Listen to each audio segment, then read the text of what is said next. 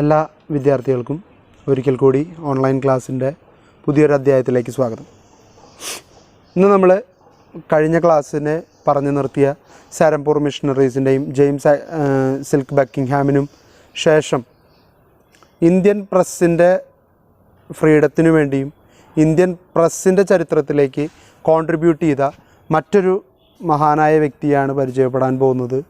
നമുക്കെല്ലാവർക്കും അറിയാവുന്ന സോഷ്യൽ റീഫോർമറായിട്ടുള്ള രാജാ റാം മോഹൻ റോയ്. രാജാ റാം മോഹൻ റോയെക്കുറിച്ച് ഒന്ന് രണ്ട് വാചകങ്ങൾ ആദ്യമേ പറയുകയാണ്. ഒന്ന്, അദ്ദേഹം ഇന്ത്യക്കാരനാണ്. ഒരു ബ്രാഹ്മണിക്കൽ ഫാമിലിയിൽ ജനിച്ച അത്യാവശ്യം പൈസയുള്ള വീട്ടിലെ ഒരു വ്യക്തിയായിട്ടാണ് അദ്ദേഹം ജനിക്കുന്നത്.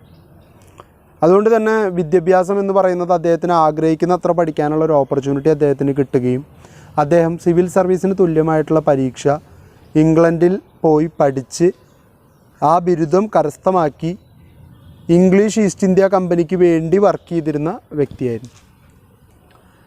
അതുകൊണ്ട് തന്നെ ബ്രിട്ടീഷ് ഭരണത്തെ അദ്ദേഹം സപ്പോർട്ട് ചെയ്തിരുന്നൊരു വ്യക്തിയാണ്. കാരണം ബ്രിട്ടീഷ് ഭരണത്തിലൂടെ മാത്രമേ ഇന്ത്യക്ക് ഉയർച്ച നേടാനാവൂ എന്ന് വിശ്വസിച്ചിരുന്ന ഒരാളാണ് രാജാ റാം മോഹൻ റോയ്. ഇത്തരത്തിലുള്ള ചിന്താഗതികളൊക്കെ ഉണ്ടെങ്കിൽ പോലും അദ്ദേഹം ഇന്ത്യൻ പ്രസ് ഫ്രീഡത്തിന് വേണ്ടി ഫൈറ്റ് ചെയ്യുകയും ഒപ്പം തന്നെ ഇന്ത്യയിൽ 3 പബ്ലിക്കേഷൻസിന് തുടക്കം കുറിക്കുകയും ചെയ്ത വ്യക്തിയാണ്. ഈ 3 പബ്ലിക്കേഷൻസിൽ അദ്ദേഹം പ്രധാനമായിട്ടും ലക്ഷ്യം വെച്ചിരുന്നത് ഇന്ത്യയിൽ ഹിന്ദുയിസത്തെ വളർത്താനും വേദാന്തിക് ഫിലോസഫിക്ക് പ്രാധാന്യം കൊടുക്കാനും വേണ്ടിയിട്ടാണ് അദ്ദേഹം കൂടുതലായിട്ടും ശ്രമിച്ചത്. അപ്പം നമുക്ക് നേരെ രാജാ റാം മോഹൻ റോയിലേക്ക്. James Augustus Hicky with Bengal gazette was definitely the pioneer of Indian journalism. However, considering the content and context of his paper, it is inappropriate to regard him as the father of Indian journalism.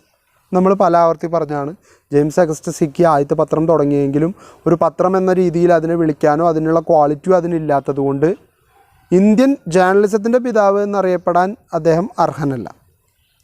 This credit is accorded to Ram Mohan Roy, the most historians including Nehru.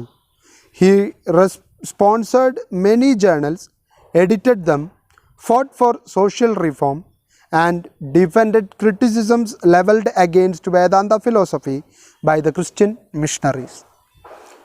അതുകൊണ്ട് തന്നെ ഒരു Indian journalist എന്ന് വിളിക്കപ്പെടാവുന്ന ആദ്യത്തെ പേര് ചിലപ്പോൾ റാം മോഹൻ റോയുടേതായിട്ട് കണക്കാക്കാം. ഒരുപാട് historians അദ്ദേഹത്തെ അങ്ങനെ കണക്കാക്കുന്നുണ്ട്.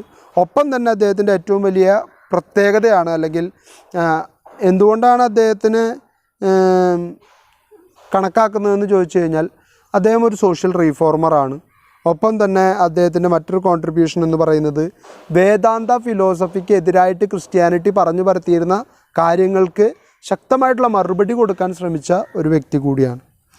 Ram Mohan was born in an aristocratic Bengali family. അതാണ് ഞാൻ ആദ്യമേ പറഞ്ഞത്. അദ്ദേഹം പൈസയുള്ള വീട്ടിലാണ് ജനിച്ചത്. അതുകൊണ്ട് തന്നെ അദ്ദേഹത്തിന് പഠിക്കാനും അദ്ദേഹത്തിന് സോഷ്യൽ സ്റ്റാറ്റസ് എന്ന് പറയുന്നത് കിട്ടിയിരുന്നു. In 1772 he mastered Persian, Arabic, Sanskrit and English. 4 ലാംഗ്വേജിലാണ് മാസ്റ്റർ ബിരുദം. അതും ഒരെണ്ണം സാൻസ്ക്രിറ്റ് അദ്ദേഹത്തിൻ്റെ പാഠ്യവിഷയത്തിൻ്റെ അല്ലെങ്കിൽ ഹിന്ദുയിസത്തിൻ്റെ ഭാഗമായിട്ട് അദ്ദേഹം പഠിക്കുമായിരിക്കാം. പക്ഷേ ഫോറിൻ ലാംഗ്വേജാണ് ബാക്കി 3 എണ്ണം. അറബിക്ക്, അതുപോലെ തന്നെ പേർഷ്യൻ, ദെൻ ഇംഗ്ലീഷിലും അദ്ദേഹം മാസ്റ്റർ ഡിഗ്രി എടുത്തു. He joined the East India Company's service in 1803. 1803 East India കമ്പനിയുടെ സ്റ്റാഫായി. After retirement he devoted his time to social reform. അവിടെ നിന്ന് റിസൈൻ ചെയ്തതിന് ശേഷം, റിട്ടയർ ആയതിനു ശേഷം അദ്ദേഹം പിന്നെ ഇന്ത്യയിൽ നടക്കുന്ന സാമൂഹിക അനീതികൾക്കെതിരെ ശക്തമായിട്ട് പോരാടി. Serampore missionary publications were bringing out many offensively worded articles on Vedantic religious and rituals. Ram Mohan was determined to give a fitting reply to these attacks, to counter the allegations of the missionaries and to propagate his progressive ideas. He became a publisher and editor. The following newspapers were published by Ram Mohan at various times. അപ്പോൾ വേദാന്ത ഫിലോസഫിയെ താഴ്ത്തി കാണിച്ചുകൊണ്ട് Christian ആശയങ്ങൾ മുന്നോട്ട് വയ്ക്കാൻ തുടങ്ങിയപ്പോൾ Christian മിഷണറീസിന് മറുപടി കൊടുക്കാൻ വേണ്ടിയിട്ടാണ് അദ്ദേഹം മെയിനായിട്ട് പബ്ലിഷിങ്ങിലേക്ക് കടന്നു വരുന്നതും എഡിറ്ററാവുന്നതും. 3 പ്രസിദ്ധീകരണങ്ങളാണ് അദ്ദേഹം ആരംഭിച്ചത്. ഏതൊക്കെയാണെന്ന് നോക്കാം. First one, Sambad Kaumudi. It was a weekly in Bengali published in December 1821. 1821 Bengali ലാംഗ്വേജിൽ പബ്ലിഷ് ചെയ്തിരുന്ന വീക്ക്ലി ജേണലാണ് Sambad Kaumudi. It was founded by Bhaumi Charan Banerjee, who later became disenchanted with the progressive idea of Ram Mohan. The Calcutta Journal, edited by James Silk Buckingham, gave ample publicity in its columns on this new Indian project. തുടങ്ങിയത് ഭൗമി ചരൺ ബാനർജി ആണെങ്കിലും പിന്നീട് റാം മോഹൻ റോയുമായിട്ട് ഒത്തുപോകാൻ കഴിയാത്തതിൻ്റെ പേരിൽ അദ്ദേഹം പത്രത്തിൻ്റെ പ്രസിദ്ധീകരണത്തിൽ നിന്നും വിട്ടുനിൽക്കുകയും, പക്ഷേ James silk Buckingham അദ്ദേഹത്തിൻ്റെ കൽക്കട്ട ജേണലിലൂടെ ഇതിന് വളരെ വലിയൊരു മാർക്കറ്റ് പ്ലേസ് ഉണ്ടാക്കി കൊടുക്കുകയും നല്ല രീതിയിൽ അതിനെ പ്രൊമോട്ട് ചെയ്യുകയും ഈ പബ്ലിക്കേഷൻസ് ഇന്ത്യൻസ് വായിക്കണം എന്നുള്ള രീതിയിൽ ഇന്ത്യൻസിനെ മോട്ടിവേറ്റ് ചെയ്യുകയും ചെയ്തിരുന്നു. After the 13th issue, the Banerjee left the paper on account of the disagreement with Ram Mohan's campaign against Sati. Sati നിർത്തലാക്കണമെന്ന് നല്ലൊരാശയം റാം മോഹൻ മുന്നോട്ട് വെച്ചപ്പോൾ അതിനെ അംഗീകരിക്കാൻ ഓർത്തഡോക്സ് ആയിട്ടുള്ള ഭൗമി ചരൺ ബാനർജിക്ക് സാധിച്ചില്ല. കാരണം സതി ഒരു ജനവിഭാഗത്തിൻ്റെ വിശ്വാസത്തിൻ്റെ ആചാരത്തിൻ്റെ ഭാഗമാണ്. അത് നിർത്തലാക്കണമെന്ന് പറയാൻ ശ്രമിച്ചതിൻ്റെ പേരിൽ ഇദ്ദേഹവുമായിട്ട് തെറ്റി, റാം മോഹൻ റോയുമായിട്ട് തെറ്റുകയും അദ്ദേഹം പേപ്പർ ഉപേക്ഷിച്ച് പോവുകയും ചെയ്തു. Banerjee started A revel weekly which championed the cause of orthodox Hindu views. Sambad Kaumudi was temporarily stopped in May 1822. It resumed publication later. അങ്ങനെ ഭൗമി ചരൺ ചാറ്റർജി ഭവാനി ചരൺ ചാറ്റർജി അദ്ദേഹം വെറുതെ ഇറങ്ങിപ്പോവുകയൊന്നുമല്ല ചെയ്തത്. ഓർത്തഡോക്സ് ഹിന്ദു ആശയങ്ങളെ മുറുകെ പിടിച്ചുകൊണ്ട് അതിൻ്റെ പ്രചാരണത്തിന് വേണ്ടിയിട്ട് അദ്ദേഹം റാം മോഹൻ റോയ്ക്ക് എതിരായിട്ടൊരു റിവലായിട്ടുള്ള ഒരു പ്രസിദ്ധീകരണം ആരംഭിച്ചു. പക്ഷെ അതിനൊരു വലിയ പബ്ലിസിറ്റി കിട്ടിയില്ല. എങ്കിലും അദ്ദേഹം അത്യാവശ്യമൊക്കെ പിടിച്ചു നിന്നു. ഈ സമയത്താണ് സമ്പാദ് കൗമുദിയുടെ പ്രസിദ്ധീകരണം നിർത്തിവെക്കുന്നതും പിന്നീട് കുറച്ച് നാളുകൾക്ക് ശേഷം അത് വീണ്ടും പുനരാരംഭിക്കുന്നു. രണ്ടാമത്തെ റാം മോഹൻ റോയുടെ പ്രസിദ്ധീകരണമാണ് മിറാത്ത് ഉൾ അക്ബർ.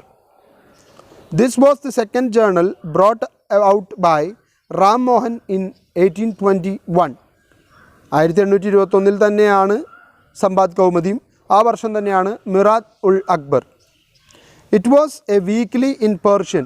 അദ്ദേഹത്തിന് മാസ്റ്റർ ഡിഗ്രിയുള്ള പേർഷ്യൻ ലാംഗ്വേജിൽ അദ്ദേഹം എഴുതിയിരുന്ന ഇതാണ് the official language of Mughal Empire.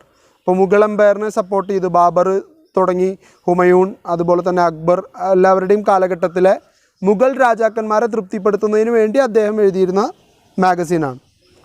And published on Friday. Friday മുസ്ലിംസിനെ സംബന്ധിച്ചിടത്തോളം വളരെ ഇമ്പോർട്ടൻ്റ് ആയിട്ടുള്ള ഡേ ആണ്. This weekly devoted space to national and international events, theological controversies and articles that called for social reform found their place in this weekly. The authorities were disturbed over such articles and they feared that the writings against Sati might endanger the tranquility of the society. അപ്പോൾ ഇതിൽ വളരെ കൃത്യമായിട്ടുള്ള international national ന്യൂസുകൾക്കൊക്കെ പ്രാധാന്യം കൊടുത്തിരുന്നു. എല്ലാ തരത്തിലും ഒരു news paper എന്ന് വിളിക്കാവുന്നത് തന്നെയായിരുന്നു. പക്ഷേ ഇവിടുത്തെ ഏറ്റവും വലിയ പ്രശ്നം എന്ന് പറയുന്നത് ചിലർക്കൊരു പേടിയുണ്ടായിരുന്നു. ഇദ്ദേഹം സതിയെക്കുറിച്ച്, സതി നിർത്തലാക്കുന്നതിനെക്കുറിച്ച് കൂടുതലായിട്ട് സംസാരിക്കുന്നതുകൊണ്ട് അത് സമൂഹത്തിൻ്റെ തന്നെ നിലനിൽപ്പിനെ ഒരു ഉലച്ചിൽ തട്ടുമോ എന്നുള്ളൊരു പേടി പലർക്കും ഉണ്ടായിരുന്നു. His writings enraged the government and led to the enactment of John Adams vernacular press act of 1823. According to this act, every newspaper had to obtain a license from head of the government under the signature of the chief secretary. അപ്പോൾ ഇങ്ങനെ ശക്തമായിട്ട് ഇദ്ദേഹം വെർനാക്കുലർ ലാംഗ്വേജുകളിൽ, തദ്ദേശീയമായിട്ടുള്ള ഭാഷകളിൽ എഴുതാനായിട്ട് തുടങ്ങിയപ്പോൾ Adam ജോണിൻ്റെ സമയത്ത്, അദ്ദേഹം governor general ആയിരുന്ന സമയത്ത് വെർനാക്കുലർ പ്രസ് ആക്ട് 1823 നടപ്പിലാക്കി. ഇത് പ്രകാരം ഇംഗ്ലീഷിലല്ലാതെ ഏതൊരു ഭാഷയിലും പത്രം ആരംഭിക്കണമെങ്കിൽ, പബ്ലിക്കേഷൻ നടത്തണമെങ്കിൽ ലൈസൻസ് എടുക്കണമെന്നും അത് ഗവൺമെൻറ്റിൽ നിന്ന് അധികാരം മേടിച്ച് ചീഫ് സെക്രട്ടറിയുടെ ഒപ്പോട് കൂടിയിട്ടുള്ള ഒരു ലൈസൻസ് ഉണ്ടെങ്കിൽ മാത്രമേ നടത്താനായിട്ട് അനുവദിക്കുകയുള്ളൂ എന്നുള്ളൊരു നിയമം പാസ്സാക്കി. This rule was applied very rigorously. The officials could cancel the license when they found matters tending to bring the government into hatred and contempt. Miratul Akbar shut down in 1823 to protest against the Press Regulation Act of 1823. അപ്പോൾ ഈ നിയമം ഭയങ്കര കർശനമായിരുന്നു. കാരണം ഇവർക്കെതിരെ സംസാരിക്കുന്നവരുടെയൊക്കെ ശബ്ദമടപ്പിക്കാൻ വേണ്ടിയിട്ടാണ് ഇവർ ഈ നിയമം കൊണ്ടുവന്നത്. 1823 പ്രസ് റെഗുലേഷൻ ആക്ട് കൊണ്ടുവരികയും ഗവൺമെൻറ്റിനെതിരെ സംസാരിക്കുകയും ഗവൺമെൻറ്റിനെ അപകീർത്തിപ്പെടുത്താൻ ശ്രമിച്ചു എന്ന കുറ്റത്തിൻ്റെ പേരിൽ മിറാത്തുൽ അക്ബർ എന്ന രാജാറാം മോഹൻ റോയുടെ പ്രസിദ്ധീകരണത്തെ തടഞ്ഞു വയ്ക്കാനും നിർത്തലാക്കാനും അത് കാരണമായി തീർന്നു. അദ്ദേഹത്തിൻ്റെ മൂന്നാമത്തെ magazine Brahmanical magazine. This was a monthly published in English to counter the missionaries propaganda against the Vedantic philosophy. Vedanta ഫിലോസഫിക്ക് എതിരായിട്ട് മിഷണറീസ് അടിച്ചുവിടുന്ന ക്രിസ്ത്യൻ രീതിയിലുള്ള കഥകളും സിദ്ധാന്തങ്ങളെയും മറികടക്കുന്നതിന് വേണ്ടിയിട്ട് റാം മോഹൻ റോയ് പ്രസിദ്ധീകരിച്ച പ്രസിദ്ധീകരണമാണ് ബ്രാഹ്മണിക്കൽ മാഗസിൻ. 1823 അടുപ്പിച്ചിട്ടാണ് ഇതിൻ്റെ സ്റ്റാർട്ടിങ്. പക്ഷേ ഇതിൻ്റെ ഏറ്റവും വലിയ മെച്ചമെന്ന് പറയുന്നത് അവർ ഇംഗ്ലീഷിൽ പറഞ്ഞ കാര്യങ്ങൾക്ക് അദ്ദേഹം ഇംഗ്ലീഷിൽ തന്നെ മറുപടി കൊടുക്കാനായിട്ട് ശ്രമിക്കുകയും ബ്രാഹ്മണിക്കൽ മാഗസിൻ ഇംഗ്ലീഷിൽ പ്രസിദ്ധീകരിക്കുകയും ചെയ്തു. The editor's name was given as Shivaprasad Sharma, who was a scholar and friend of Ram Mohan. 12 issues of this magazine appeared. Later a regular periodical in English and Bengali titled Brahmin Sevadi was started by Roy. 12 വോളിയമാണ് ഈ പ്രസിദ്ധീകരണം ഇറങ്ങിയത്, Brahmanical magazine ഇറങ്ങിയത്. അതിനുശേഷം ഇതിൻ്റെ പേരൊന്ന് മാറ്റുകയും ഇംഗ്ലീഷിലും ബംഗാളിയിലും ബ്രാഹ്മിൻ സേവതി എന്ന പേരിൽ രാജാറാം മോഹൻ റോയ് തന്നെ പുതിയ പ്രസിദ്ധീകരണം ആരംഭിക്കുകയും ചെയ്തു. ഒപ്പം ഉണ്ടായൊരു മാറ്റം എന്ന് പറയുന്നത് റാം മോഹൻ റോയ് ആയിരുന്നില്ല ഇതിൻ്റെ എഡിറ്ററായിരുന്നത് അദ്ദേഹത്തിൻ്റെ തന്നെ സുഹൃത്തായിട്ടുള്ള ശിവപ്രസാദ് ശർമ്മ എന്ന് പറയുന്ന ഒരു വ്യക്തിയായിരുന്നു. Though the above journal Ram Mohan endeavored to counter the accusations of the missionaries on the one hand and to form public opinion in favor of social reform on the other. രണ്ട് രീതിയിലാണ് അദ്ദേഹത്തിൻ്റെ ജേണലുകൾ ഉപയോഗപ്പെടുത്തിയത്. ഒരു സ്ഥലത്ത് അദ്ദേഹം വേദാന്തിക് ഫിലോസഫിയെ support ചെയ്തുകൊണ്ട് ക്രിസ്ത്യാനിറ്റിയെ എതിർക്കാൻ നിന്നപ്പോൾ മറ്റേ സൈഡിൽ സോഷ്യൽ റീഫോമിന് വേണ്ടിയിട്ട് ഹിന്ദുയിസത്തിൽ തന്നെയുള്ള ചൈൽഡ് മാരേജ്, വിഡോ റീമാരേജിന് അനുവദിക്കാതിരിക്കൽ, അതുപോലെ തന്നെ സതി പോലെയുള്ള അനാചാരങ്ങൾക്കെതിരെയും അദ്ദേഹം ഫൈറ്റ് ചെയ്യാനായിട്ട് ഈ മാഗസിനുകളെ ഉപയോഗപ്പെടുത്തി. These publications marked the real beginning of journalism in India as they were addressed to Indians in their own language.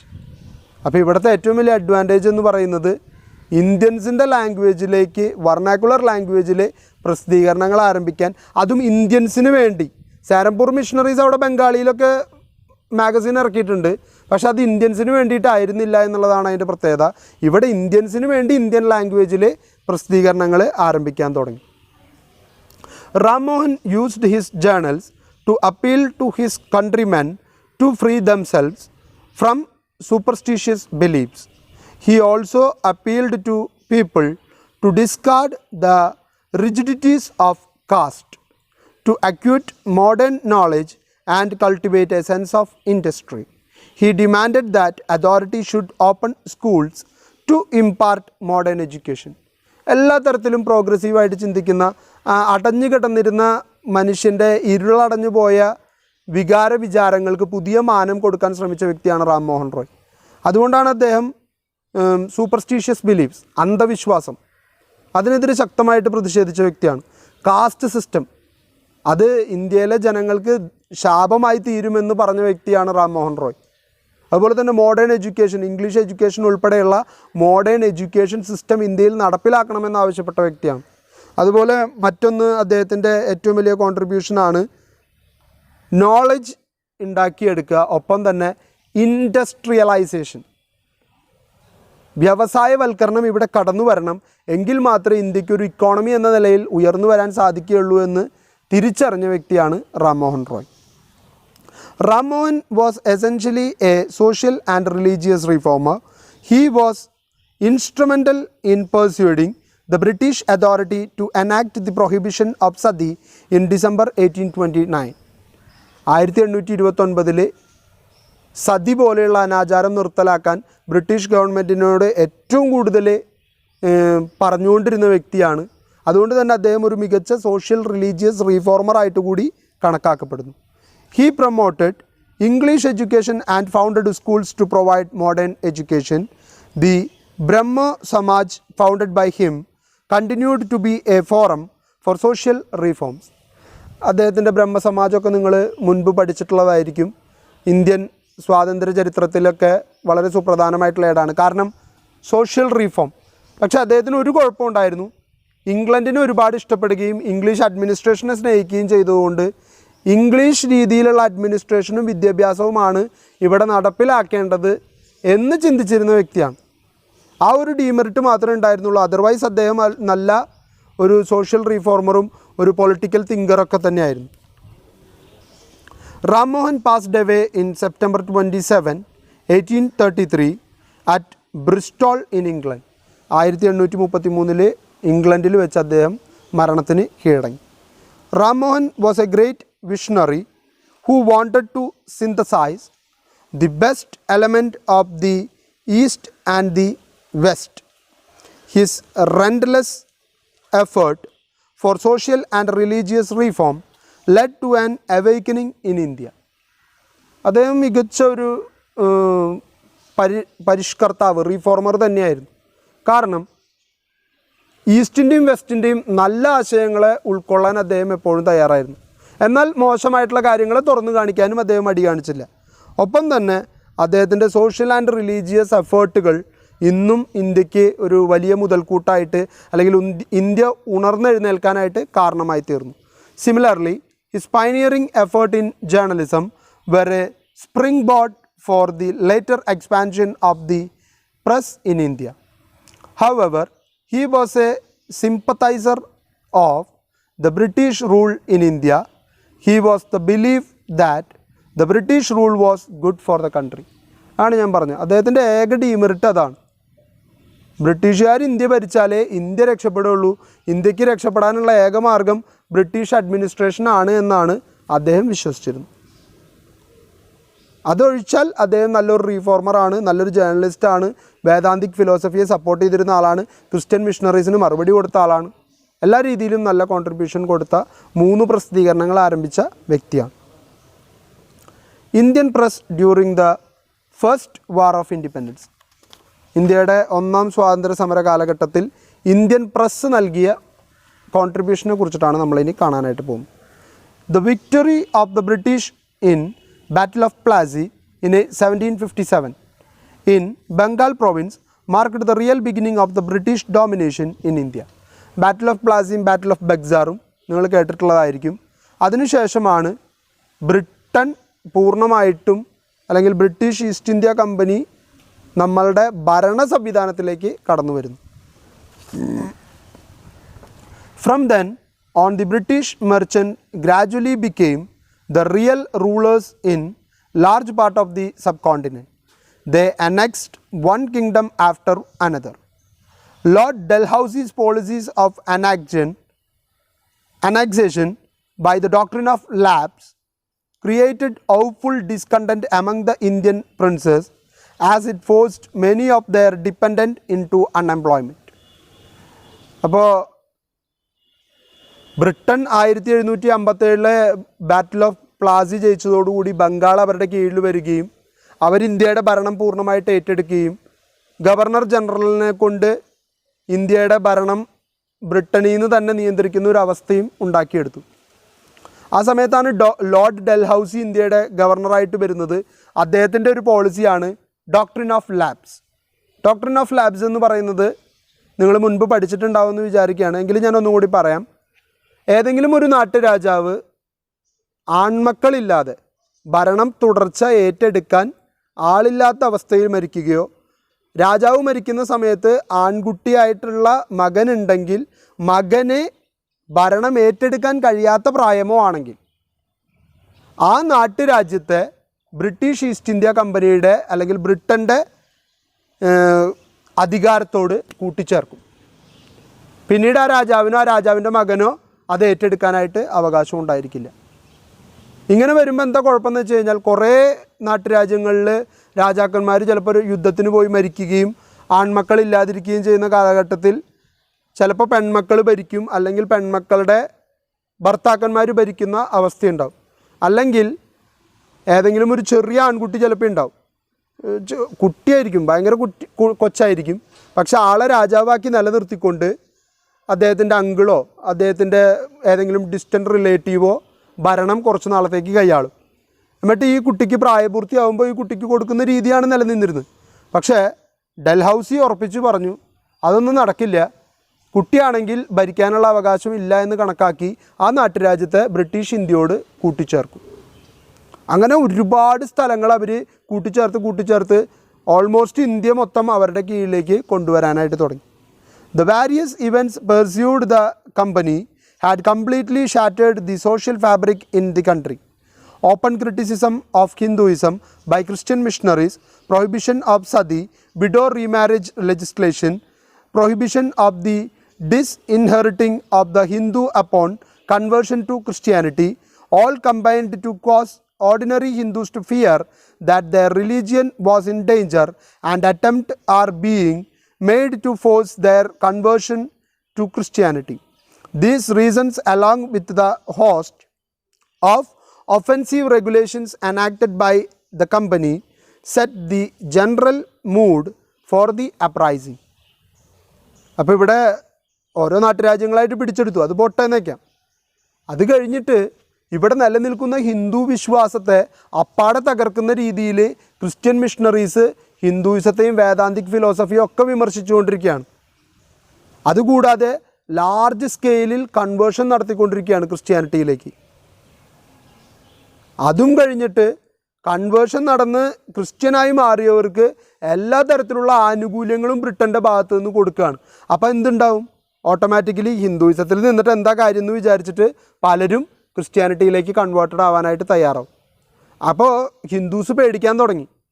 ഭാവിയിൽ നമ്മളുടെ ഈ ഒരു വിശ്വാസ സംഹിത, ഈ ഒരു വിശ്വാസ രീതി ഇന്ത്യയിൽ എവിടെയും ഇല്ലാത്തൊരവസ്ഥയിലേക്ക് കാര്യങ്ങൾ നീങ്ങുന്നു എന്ന് തോന്നിയപ്പോൾ അവരതിനെതിരായിട്ട് പ്രതികരിക്കാൻ തീരുമാനിച്ചു. അല്ലാതെ സ്വാതന്ത്ര്യത്തിന് വേണ്ടിയിട്ടല്ല ഒന്നാം സ്വാതന്ത്ര്യ സമരം നടക്കുന്നത്. ഹിന്ദുക്കൾക്ക് ഇന്ത്യൻസായിട്ട് ഹിന്ദുവായിട്ട് ഇന്ത്യയിൽ തുടരാനുള്ള അവകാശം ലഭിക്കുന്നതിന് വേണ്ടിയിട്ടാണ് ആദ്യമായിട്ട് ഇന്ത്യൻസ് ഉണർന്ന് പ്രവർത്തിക്കാനായിട്ട് ശ്രമിക്കുന്നത്. The anger of the Indian sepoys employed in the company force fueled the revolt. The British army officers offended the religious and caste sentiments of both Hindus and the Muslims by the changes they brought about in the army. This was the immediate cause of the revolt. അപ്പോൾ Indian സീപ്പോയ്സ്, Indian ശിപ്പായിമാരെന്ന് വിളിക്കപ്പെടുന്ന സൈനിക ലാഡറിലെ ഏറ്റവും താഴ്ന്ന വിഭാഗം, അതിൽ മാത്രമാണ് ഇന്ത്യക്കാർക്ക് admission കൊടുത്തിരുന്നത്. അതുകൊണ്ട് ഇന്ത്യക്കാരെ നിരന്തരം ഉപദ്രവിക്കുന്ന നടപടിക്രമങ്ങളാണ് ബ്രിട്ടീഷ് ഗവൺമെൻറ് മിലിറ്ററിയിൽ നടപ്പിലാക്കിയത്. ഒപ്പം ഇന്ത്യൻസിൻ്റെ കാസ്റ്റ് സെൻറ്റിമെൻസിൻ്റെ ഭാഗമായിട്ടുള്ള പന്നിയുടെയും പശുവിൻ്റെയും നെയ്യെടുത്തിട്ടുള്ള ഒരു കോട്ടിങ്ങോട് കൂടിയിട്ടാണ് തോക്കിൻ്റെ തിറ, അതായത് നിറയ്ക്കുന്ന വെടിയുണ്ട, അതിന് ചുറ്റും ഒരു കോട്ടിംഗ് ഉണ്ട്. ഇത് കടിച്ച് കളയണം. മുസ്ലിംസിനെ സംബന്ധിച്ചിടത്തോളം പോർക്കിൻ്റെ, പന്നിയുടെ നെയ്യെന്ന് പറയുന്നത് അവർക്ക് പന്നി ഹറാമാണ്. ഹിന്ദുസിനെ സംബന്ധിച്ചിടത്തോളം പശു മാതാവാണ്. പശുവിൻ്റെ നെയ്യുകൊണ്ട് ഇതിൻ്റെ കോട്ടിങ് ഉണ്ടാക്കിയപ്പോൾ അത് കടിക്കാനായിട്ട് ഇവർക്ക് മടിയുണ്ടായി. ആ കാസ്റ്റ് സെൻറ്റിമെൻറ്റ്സ് ഉപയോഗിച്ചുകൊണ്ട് നിർബന്ധപൂർവം എല്ലാ തോക്കിൻ്റെയും തിറകൾക്ക് ഈ തരത്തിലുള്ള കോട്ടിങ് കൊടുക്കാനായിട്ട് തുടങ്ങി. അപ്പോൾ ഇന്ത്യൻ സീപ്പോയ്സിന് തോക്ക് ഉപയോഗിക്കാൻ പറ്റാത്ത സാഹചര്യമായി. എന്നിട്ട് അവരെ നിർബന്ധിക്കുകയാണ്, അപ്പോൾ അവരുടെ കാസ്റ്റിനെ മറക്കാനും അവരുടെ റിലീജിയനെ തള്ളിക്കളയാനും വേണ്ടിയിട്ടുള്ള പരിശ്രമമാണ് ഇവർ നടത്തിയത്. അതും റിവോൾട്ടിന് ഒരു കാരണമായി തീർന്നു. The 1857 uprising was largely confined to northern India. Delhi was the center of the action, followed by Lucknow and Kanpur. Mutiny started on May 10th in Meerut, followed by Delhi in May 11. Sepoys, after massacring the British officers in Meerut, marched on Delhi and captured the city. ഇതൊക്കെ നിങ്ങൾക്ക് അറിയാവുന്ന കഥയാണ്. 1857 സൈനികർ മീററ്റിൽ British senior ഓഫീഷ്യൽസിനെ കൂട്ടക്കൊല നടത്തുകയും അവർ ആ പ്രതിഷേധ rally നേരെ ഡൽഹിയിലേക്ക് മാർച്ച് ചെയ്തു പോവുകയും ചെയ്തു. എന്നിട്ട് ഡൽഹി പിടിച്ചെടുത്ത് ഇന്ത്യയുടെ അധികാരം സൈന്യത്തിന് കീഴിലേക്ക് കൊണ്ടുവരാനുള്ള ശ്രമമൊക്കെ നടത്തി. മംഗൾ പാണ്ഡേനെയൊക്കെ നിങ്ങൾ കേട്ടിട്ടുള്ള വ്യക്തിയായിരിക്കും. അദ്ദേഹമൊക്കെ ഈ സമരത്തിന് വളരെയധികം നേതൃത്വം കൊടുത്ത വ്യക്തിയാണ്.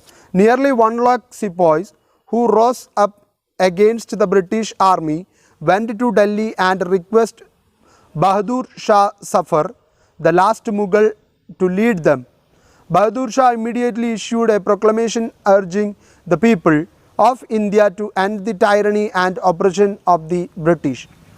അങ്ങനെ ഇവർ മാർച്ച് ചെയ്ത് നേരെ പോയത് അവസാനത്തെ മുഗൾ രാജാവായിട്ടുള്ള ബഹദൂർ ഷായുടെ അടുത്തേക്കാണ്. അദ്ദേഹത്തോട് പറഞ്ഞു, ഞങ്ങളുടെ ഈ സമരത്തിന് നിങ്ങൾ നേതൃത്വം കൊടുക്കണം, കാരണം ഞങ്ങൾക്കൊരു നേതാവ് വേണം, അധികാരം തിരിച്ചു പിടിക്കണമെന്ന് പറഞ്ഞു. അദ്ദേഹം അപ്പോൾ തന്നെ ഒരു വിളംബരം പ്രഖ്യാപിച്ചു, എല്ലാ ഇന്ത്യക്കാരും ഈ സമരത്തിൽ പങ്കുചേരുക, സമരം ജയിച്ചാൽ ഇന്ത്യ ബ്രിട്ടനെ ഇവിടെ നിന്ന് പുറത്താക്കുകയും ഇന്ത്യയുടെ തനത് സംസ്കാരത്തെ സംരക്ഷിക്കുന്ന തരത്തിലുള്ള ഭരണ സംവിധാനം ഉണ്ടാവുകയും ചെയ്യുമെന്നൊക്കെ അദ്ദേഹം ആവശ്യപ്പെട്ടു. Indian press during this period was limited to certain pockets, namely Calcutta, Bombay, Madras, Pune and few other cities.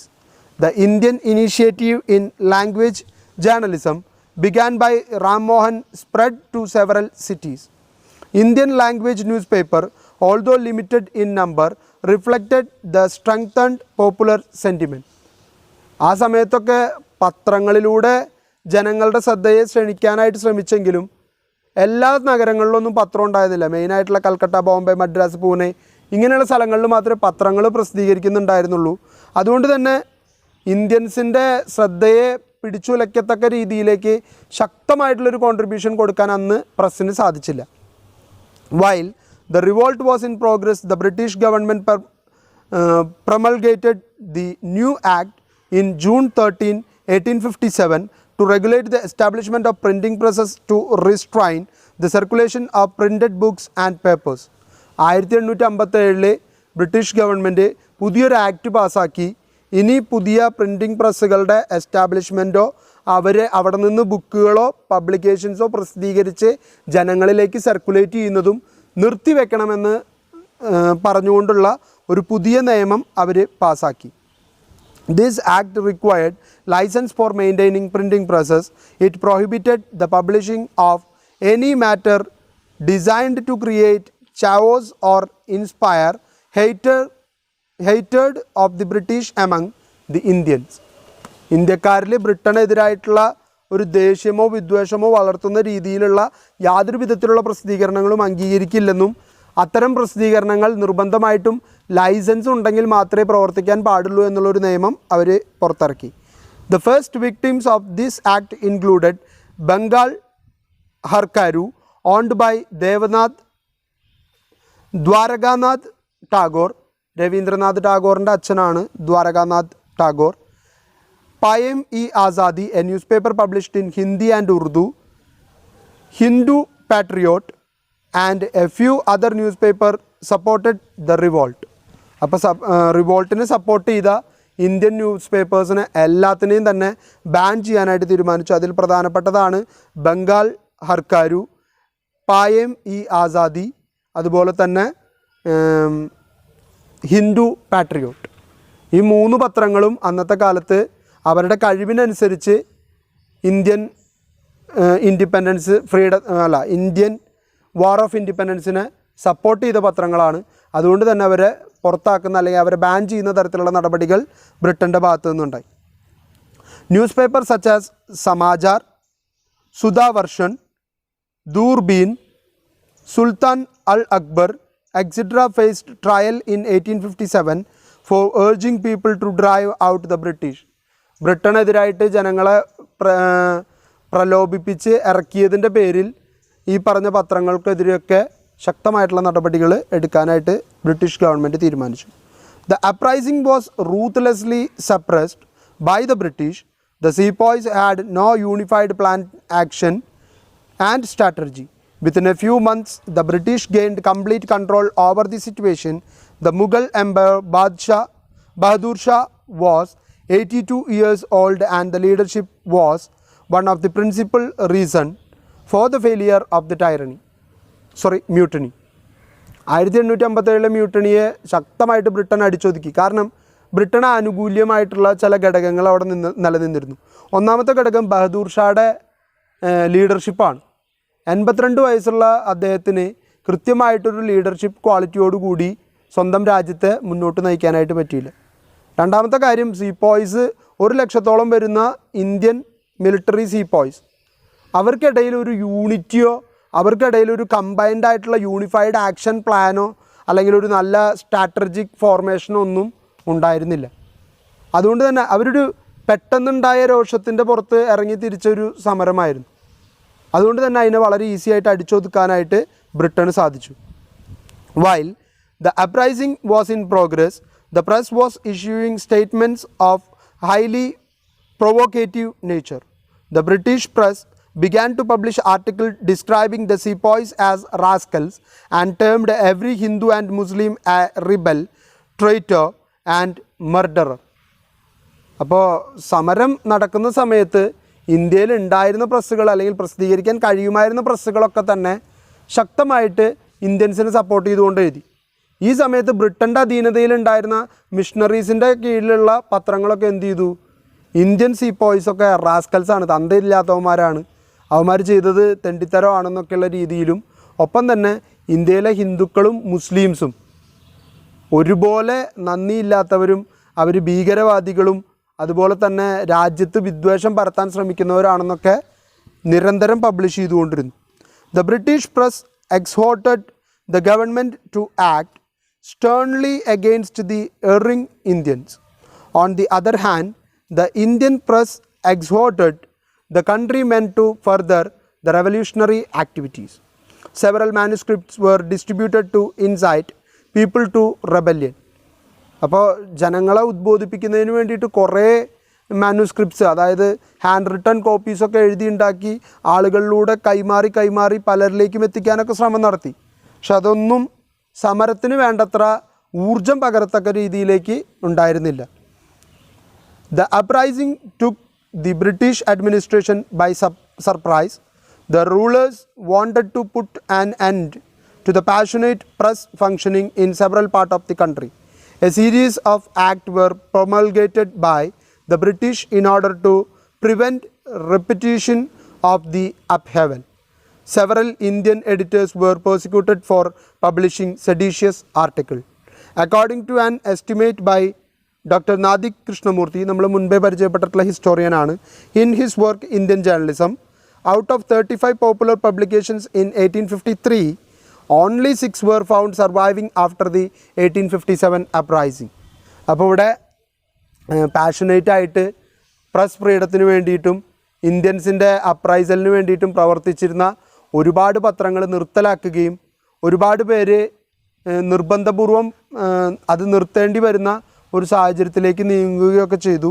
നാദിക് കൃഷ്ണമൂർത്തിയുടെ കണക്ക് പ്രകാരം അദ്ദേഹം പറയുന്നു, 1853 35 പബ്ലിക്കേഷൻ ഉണ്ടായിരുന്നെങ്കിൽ 1857 സമരം കഴിയുന്നതോടുകൂടി വെറും 6 മാത്രമാണ് പിടിച്ചു നിൽക്കാനായിട്ട് സാധിച്ചത്. ഇനി ദ ലാസ്റ്റ് മുഗൾ എന്ന് പറഞ്ഞിട്ട് ഒരു പാരഗ്രാഫ് അവിടെ കൊടുത്തിട്ടുണ്ട്.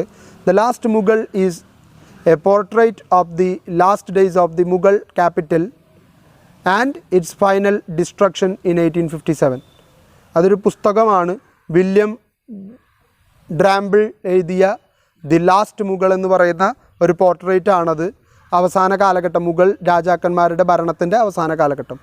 ഡ്രാമ്പിൾ uses untranslated Urdu and Persian manuscript that include Indian eyewitness account and the records of the Delhi court police and administration during the siege and describe the first war of independence. First war of ഇൻഡിപെൻഡൻസിൻ്റെ കാലഘട്ടത്തിൽ eye വിറ്റ്നസ്സിൽ നിന്ന് collect ചെയ്തതും ഡൽഹി പോലീസിൽ നിന്ന് collect ചെയ്തതും ഡൽഹി കോർട്ടിൽ നിന്ന് collect ചെയ്തതും അങ്ങനെ കിട്ടാവുന്ന എല്ലാ വിവരങ്ങളും കൂട്ടിച്ചേർത്ത് അതിൻ്റെ ഒരു കൃത്യമായിട്ടുള്ള പിക്ചറൈസേഷനാണ് ഈ പുസ്തകത്തിലൂടെ നടത്തിയിട്ടുള്ളത്. It is the first account to present the Indian perspective on the war, one of the bloodiest upheaval in the history. The recapturing of Delhi by the British, according to Drample, amounted to a massacre far brutal than the Jallianwala Bagh. അപ്പോൾ അദ്ദേഹം കൃത്യമായിട്ട് അതിൻ്റെ ഒരു clear picture ജനങ്ങളുടെ മുൻപിൽ അവതരിപ്പിക്കുകയായിരുന്നു. കാരണം ഡൽഹി പിടിച്ചെടുത്ത Indian പട്ടാളത്തെ ബ്രൂട്ടലായിട്ട് കൊന്നൊടുക്കിക്കൊണ്ടാണ് Britain ഡൽഹിയെ തിരിച്ചു പിടിക്കുന്നത്. ആ സംഭവത്തെ ജാലിയൻ വാല ബാഗിനേക്കാൾ വലിയൊരു കൂട്ടക്കൊലയായിട്ടാണ് ശരിക്കും കണക്കാക്കേണ്ടത്. അതിൻ്റെ ഒരു പിക്ചറൈസേഷനാണ് ഡ്രാമ്പിൾ അദ്ദേഹത്തിൻ്റെ ദ ലാസ്റ്റ് മുഗൾ എന്ന പുസ്തകത്തിലൂടെ നടത്താനായിട്ട് ശ്രമിച്ചത്. ഇനിയൊരു കൺക്ലൂഡിങ് പാരഗ്രാഫാണ്, ഇതുവരെ പറഞ്ഞതിൻ്റെയൊക്കെ ഒരു കൺക്ലൂഷനാണ്. The 1857 uprising and its suppression accelerated a national awakening. The event led to the formation of Citizens Association comprising teachers, lawyers and other sections of the English educated. 1857 സമരം ശക്തമായിട്ട് അടിച്ചമർത്തപ്പെട്ടെങ്കിലും അതൊരു വലിയ മുന്നേറ്റത്തിൻ്റെ തുടക്കമായിരുന്നു. ഇന്ത്യക്കാർക്ക് ആദ്യമായിട്ട് ഫ്രീഡം എന്നൊരാശയത്തെക്കുറിച്ച് അല്ലെങ്കിൽ ലിബർട്ടി എന്നൊരു ചിന്താഗതി ഉണ്ടാവാനായിട്ട് കാരണമായി തീർന്നു. ഒപ്പം ഇന്ത്യക്കാരുടെ ഈ ഒരു പ്രകടനം കണ്ട് പല ഇംഗ്ലീഷ് എഡ്യൂക്കേറ്റഡ് ആയിട്ടുള്ള ലോയേഴ്സ്, ടീച്ചേഴ്സ് അതുപോലെയുള്ള ആളുകളൊക്കെ തന്നെ ഇന്ത്യൻസിൻ്റെ ഈ സമരത്തെ സപ്പോർട്ട് ചെയ്തുകൊണ്ട് മുന്നോട്ട് വരാനായിട്ടത് കാരണമായി. The post uprising period so the emergence of many journals and publication in several part of the country promoting national feeling. ഈ സമരത്തിന് ശേഷം അല്ലെങ്കിൽ ഈ ഒരു വാർ ഓഫ് ഇൻഡിപെൻഡൻസിന് ശേഷം ഒരുപാട് നാഷണൽ ഫീലിങ്ങിനെ പ്രൊമോട്ട് ചെയ്യുന്ന തരത്തിലുള്ള ഒരുപാട് പബ്ലിക്കേഷൻസും ജേണൽസും ഒക്കെ, അല്ലെങ്കിൽ ഇന്ത്യക്ക് സ്വാതന്ത്ര്യം നേടേണ്ടത് ആവശ്യമാണ് എന്ന രീതിയിൽ കുറേ പബ്ലിക്കേഷൻസ് ഇന്ത്യയിൽ പുതിയതായിട്ട് കടന്നു വരാനായിട്ട് കാരണമായി. 115th anniversary of the War of Independence was celebrated by the Indian government in 2007 with a series of programs all around the country. 2007 ഇതിൻ്റെ 150ാം വാർഷികം, 1857 നടന്ന ഫസ്റ്റ് വാർ ഓഫ് ഇൻഡിപെൻഡൻസിൻ്റെ 150ാം വാർഷികം ഇന്ത്യൻ ഗവൺമെൻറ് വളരെ വിപുലമായിട്ടുള്ള പരിപാടികളോടുകൂടി കൊണ്ടാടിയിരുന്നു. അത് നമ്മളുടെ ഒരു ആദ്യത്തെ മുന്നേറ്റം എന്നുള്ളതിൻ്റെ ഓർമ്മപ്പെടുത്തലിൻ്റെ ഭാഗമായിട്ടാണ് ഇന്ത്യ അത്തരത്തിലൊരു ആഘോഷം നടപ്പിലാക്കിയത്. അപ്പോൾ രണ്ട് കാര്യങ്ങളാണ് നമ്മൾ ഈ ഭാഗത്തിൽ ഇന്ന് ചർച്ച ചെയ്തത്. ഒന്ന്, റാം മോഹൻ റോയുടെ കോൺട്രിബ്യൂഷൻ, അദ്ദേഹത്തിൻ്റെ 3 പത്രങ്ങൾ, സമ്പാദ് കൗമുദി, മിറാത്തുള്ള അക്ബർ, അതുപോലെ തന്നെ ബ്രാഹ്മണിക്കൽ മാഗസിൻ. അതിലൂടെയൊക്കെ അദ്ദേഹം രാജ്യത്തിന് കൊടുത്ത, ഇന്ത്യൻ പ്രസ്സിന് കൊടുത്ത കോൺട്രിബ്യൂഷൻ. അതിനുശേഷം Indian press first war of ഇൻഡിപെൻഡൻസിൻ്റെ സമയത്ത് എന്താണ് ചെയ്തത്, എങ്ങനെയാണ് അവരുടെ കോൺട്രിബ്യൂഷൻ ഉണ്ടായിരുന്നത് എന്നുള്ളതാണ് നമ്മൾ കണ്ടു കഴിഞ്ഞു. ഇനി അടുത്ത ക്ലാസ്സിൽ നമ്മൾ കാണാൻ പോകുന്നത് freedom movement and the press എന്ന് പറയുന്ന ഭാഗമാണ്.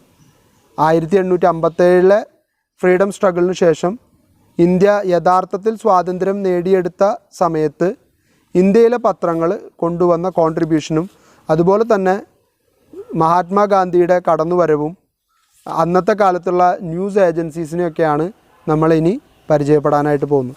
അതിനുശേഷം വലിയൊരു ഭാഗം തന്നെ നമുക്ക് പഠിക്കാനുണ്ട്, Gandhi as A journalist. Gandhi ഏറ്റവും കൂടുതൽ ഉപയോഗപ്പെടുത്തിയത് ജേർണലിസത്തിനെയാണ് സ്വാതന്ത്ര്യ സമരത്തിന് ആളുകളെ ഉദ്ബോധിപ്പിക്കാനായിട്ട്.